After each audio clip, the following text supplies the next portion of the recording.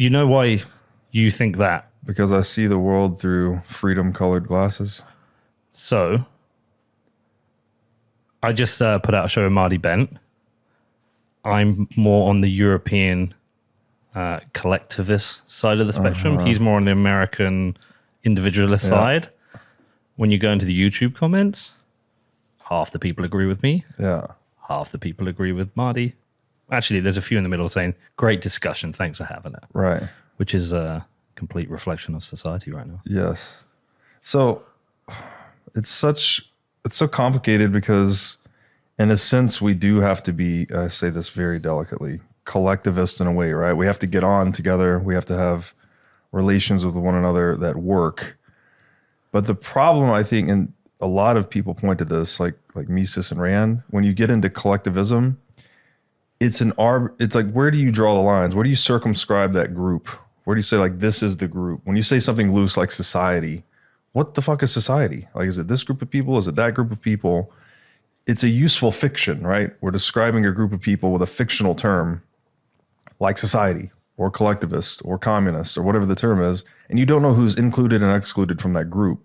So you can never have like clarity of conversation. Whereas if you focus on the individual, that's very clear where the individual starts and ends. And so I think that's why to actually get groups to operate well, you need to really focus on individual liberties and rights. And that's why I just swing so hard. I know we'll disagree on this, but regulation, policy, anything that's not voluntary, or any situation where people don't have the ability to opt out.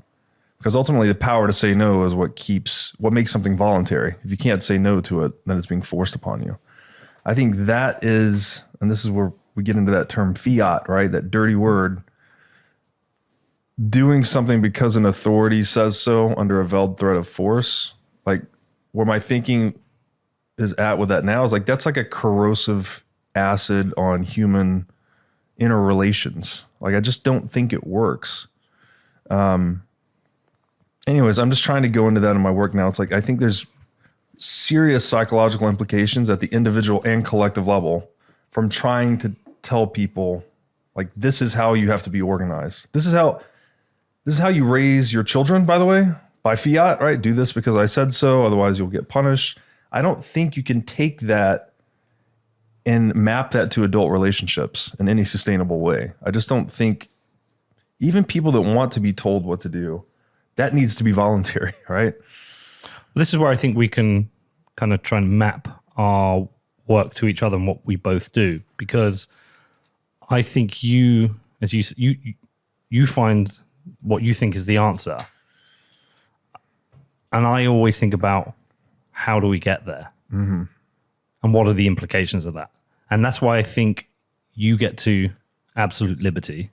Yeah. Whereas I think of the consequences of moving from where we are as a collectivist society to absolute liberty, what that means and what's going to work and what doesn't work. And what about the people who don't want it? You talk about what is society.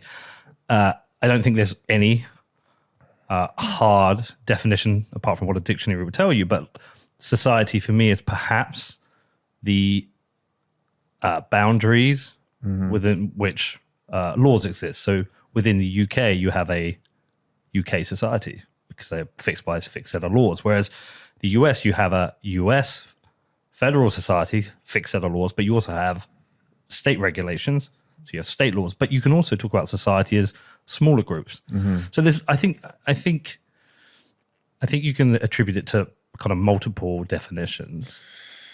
Yeah, you can, but that's the danger, right? Because then you can have someone come into a position of power inside of that political hierarchy, and they can justify any action they want to take for the good of society.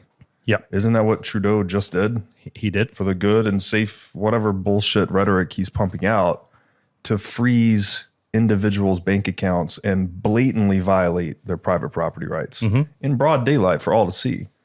And then he can sweep that under the moral camouflage of, oh, it's good for society and we're fixing the state or helping. I didn't pay attention to his rhetoric, but that I think is the problem, right? Because you end up with this infinite scapegoat of a useful fiction that you can just paint anything. That's what Stalin did. That's what Everyone did. They never did anything that was actually bad. Well, they never admitted to it. They never admitted to it. That's what I'm saying. It was always for the good of society, always the greater good. Some appeal to a useful fiction. So that's the point I'm trying to make, is there's a danger in that. Like, we need the useful fictions to scale and organize ourselves and communicate, right? We need to talk about these different groups of people, their interests and all of that. But we have to remember that it is a fiction. All of them are fictions. The individual is real. Only the individual acts, thinks, decides, uses means and ends. If we start extrapolating individual thoughts, feelings, actions onto a group, that's when the lines get blurry and people can, tyrants in particular, can deceive and confuse us. I agree. But I also recognize the challenges of building, excuse me for using it, a society based on just the individual and the removal of coercion. Because I don't think you can ever remove coercion. I just think it exists either under a structure of law or a lawless structure. Mm-hmm. But I still think it exists because men, and mainly men, let's be honest, are aggressive, domineering, ambitious individuals. And wherever you see a breakdown in society, breakdown in law and order, you tend to see oppression, violence, rape. Oh. So if we're going to discuss the problems in, say, democracy, let's start with democracy, and we want to move more to individualist society, we have to talk about, what does that mean?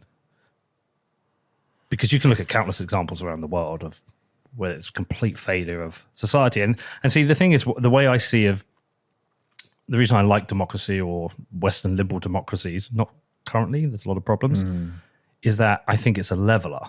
Mm-hmm. And I think it gives the opportunity to create rules and laws and a structure for millions of people to operate under. And it is completely and utterly flawed. I get it. But I also find I can't see the world of the individual, the sovereign individual, that isn't one that's still governed by hierarchy. It's just a different hierarchy.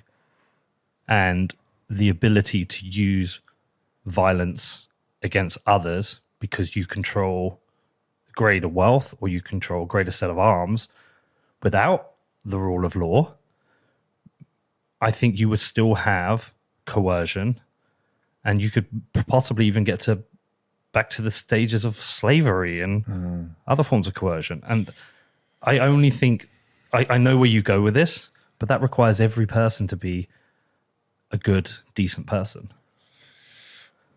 Well, all right, a number of things to unpack here. Yeah. One, I would say the first, just to put a button on the useful fiction thing, so we're talking about like the US society or UK society, or the US economy versus the UK economy.